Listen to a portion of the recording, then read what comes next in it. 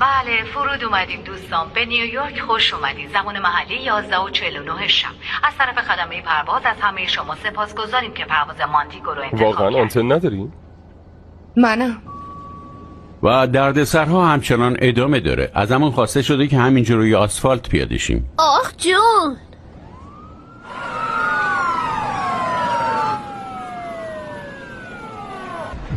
از کی تا همچین کاری هیچ میکنی؟ وقت.